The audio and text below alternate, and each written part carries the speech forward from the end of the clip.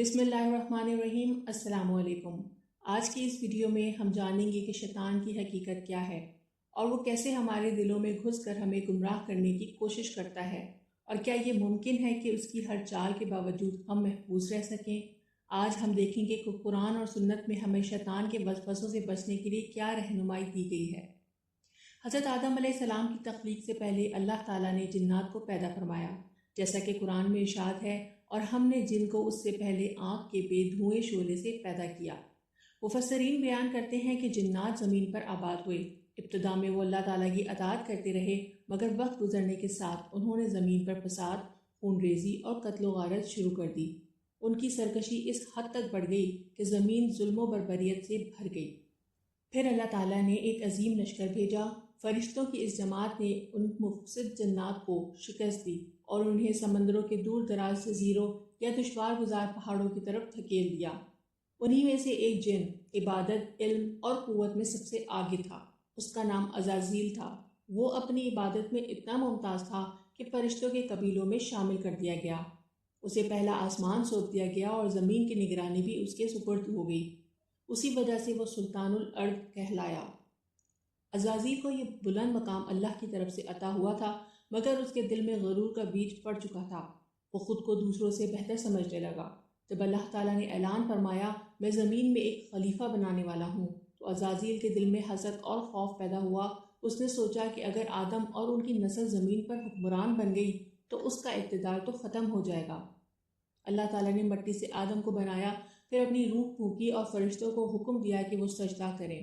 سب نے سجدہ کیا، مگر عزازیل نے انکار کر دیا۔ اس نے تکبر سے کہا، میں اس سے بہتر ہوں، تو نے مجھے آگ سے پیدا کیا اور اسے مٹی سے۔ اللہ تعالیٰ نے اسے جھڑکا اور فرمایا کہ تو تکبر کرنے والوں میں سے ہے، یہ جگہ عاجزی کرنے والوں کی ہے، لہٰذا یہاں سے نکل جا، بے شک تو مردود ہے اور قیامت تک تجھ پر لعنت رہے گی۔ عزازیل نے اس وقت اللہ سے مہلت مانگی کہ مجھے قیامت کے دن تک زندگی دے دی جائے تاکہ میں آدم کی اولاد کو بہکاتا رہوں۔ اللہ تعالیٰ نے اسے قیامت تک مہلت دے دی۔ عزازیل جو کبھی عبادت گزار اور فرشتوں کے درمیان معزز تھا، اللہ تعالیٰ کی لعنت کا مستحق قرار پایا۔ یہی اس کی بربادی کا آغاز تھا۔ اس کی ایک نافرمانی نے اس کی ساری سابقہ عبادات کو مٹا دیا۔ اس کا نام عزازیل سے بدل کر ابلیس رکھا گیا اور وہ شیطان کے نام سے پہچانا جانے لگا۔ اس دن سے قیامت تک وہ بنی آدم کا کھلا دشمن بن گیا، اور قرآن پاک میں اللہ تعالیٰ نے بار بار ہمیں خبردار کیا۔ یہ واقعہ ہمیں یہ سبق دیتا ہے کہ تکبر اور حسد انسان یا جن کو کسی بھی بلند مرتبے سے گرا سکتا ہے، چاہے وہ کتنی ہی عبادت کیوں نہ کر لے۔ اگر دل میں غرور پیدا ہو جائے تو وہ اللہ کے قریب نہیں رہ سکتا۔ ابلیس نے کھلے عام یہ اعلان کیا کہ میں تیرے سیدھے راستے پر بیٹھوں گا اور آدم کی اولاد کو آگے سے، پیچھے سے، دائیں سے اور بائیں سے گھیروں گا تاکہ ان میں سے اکثر شکر گزار نہ رہیں۔ یوں وہ قیامت تک انسانوں کا سب سے بڑا دشمن بن گیا۔ وہ جانتا تھا کہ اس نے اللہ کے حکم کی نافرمانی کی اور ہمیشہ کے لیے محروم رحمت ہو گیا، مگر اس کے دل میں توبہ کی جگہ ضد اور حسد نے گھیر لی۔ عزازیل کبھی اللہ کا نہایت نیک بندہ تھا۔ وہ جنوں میں سے تھا، مگر اپنی عبادت اور اطاعت کی وجہ سے فرشتوں کے ساتھ رہتا تھا۔ وہ ہزاروں سال تک اللہ کی بندگی کرتا رہا، مگر ایک لمحے کا غرور اور ایک حکم کی نافرمانی نے اسے دنیا اور آخرت کی بربادی میں ڈال دیا۔ ابلیس آج بھی اپنی قسم پوری کر رہا ہے۔ وہ انسان کے دل میں وسوسے ڈالتا ہے، برائی کو اچھا اور اچھائی کو مشکل بنا کر دکھاتا ہے۔ وہ انسان کو غفلت میں ڈال دیتا ہے تاکہ وہ اللہ کو یاد نہ کرے، لیکن اللہ تعالیٰ نے بھی انسان کو ہدایت کا راستہ بتا دیا ہے اور فرمایا ہے کہ میرے بندے جو اخلاص والے ہیں ان پر ابلیس کا بس نہیں چلے گا۔ شیطان کی کنیت اور اس کی کارستانیاں انسانی زندگی میں ایک مستقل حقیقت ہیں۔ قرآن مجید میں اللہ تعالیٰ فرماتے ہیں، اِنَّ کَیْدَ الشَّیطَانَ کَانَ ضَعِیفًا، یعنی شیطان کی چالیں آخر کار ناکام ہو جائیں گی، لیکن اس کا یہ مطلب ہرگز نہیں کہ وہ بالکل ختم ہو گیا ہے۔ ابلیس آج بھی انسانوں کے دلوں میں وسوسے ڈال کر انہیں گمراہ کرنے کی کوشش کر رہا ہے۔ امام احمد رحمۃ اللہ علیہ اور دیگر اہل علم کی روایت کے مطابق آپ صلی اللہ علیہ وآلہ وسلم نے ابن سیاد سے دریافت فرمایا کہ آیا وہ شیطان کو دیکھ چکے ہیں؟ ابن سیاد نے عرض کیا کہ اس کا عرش یعنی مستقل قیام گاہ سمندر میں ہے۔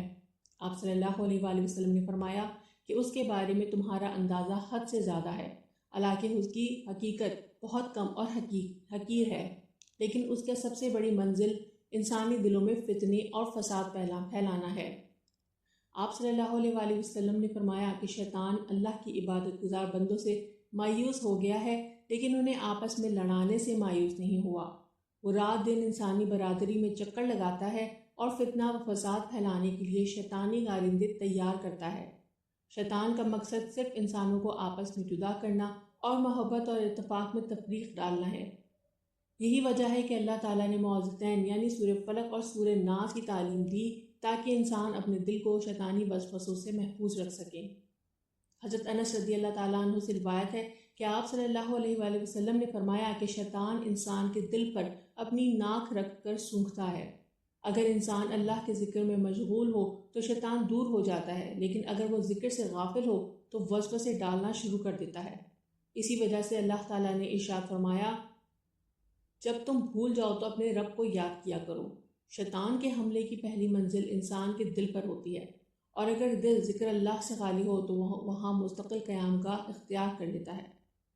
مزید صحیح احادیث میں آیا ہے کہ آپ صلی اللہ علیہ وسلم نے فرمایا کہ جب تم میں سے کسی کے پاس شیطان آتا ہے تو وہ سوالات کر کے اسے الجھانے کی کوشش کرتا ہے، لیکن تم اللہ کا ذکر کر کے اسے بھگا دو۔ اسی طرح حضرت انس رضی اللہ تعالیٰ عنہ سے روایت ہے کہ آپ صلی اللہ علیہ وسلم بیت الخلاء میں بھی اعوذ باللہ من الخبث والخبائث پڑھ کر شیطان کی ہر ممکن کوشش سے بچتے تھے۔ ایک اور اہم روایت میں آتا ہے کہ شیطان انسان کے کھانے پینے میں بھی شریک ہوتا ہے، خاص طور پر اگر انسان اپنی شمالی جانب سے کچھ کھائے یا پیے۔ اس حدیث کا مقصد یہ واضح کرنا ہے کہ شیطان ہر ممکن کوشش کرتا ہے کہ انسان کی عبادت اور اطاعت میں خلل ڈالے، لیکن ذکر اور اللہ کی پناہ سے ہر کارستانی ناکام ہو جاتی ہے۔ اس سب سے یہ نتیجہ اخذ ہوتا ہے کہ شیطان کی فتنہ پروازی ایک حقیقت ہے، لیکن اللہ کی پناہ اور ذکر اللہ کی مستقل عادت سے انسان محفوظ رہ سکتا ہے۔ قرآن و سنت میں جو ہدایات اور احادیث آئی ہیں وہ ہمیں یہ سکھاتی ہیں کہ وسوسوں کے باوجود ایمان اور ذکر کے ذریعے ہم شیطانوں کی ہر چال سے بچ سکتے ہیں اور دل اور دماغ میں صبر، یاد الہی اور اخلاص پیدا کر کے زندگی گزار سکتے ہیں۔ اگر ویڈیو پسند آئی ہو تو ہمارے چینل کو سبسکرائب کیجیے اور یہ ویڈیو اپنے دوستوں کے ساتھ ضرور شیئر کیجیے۔ السلام علیکم۔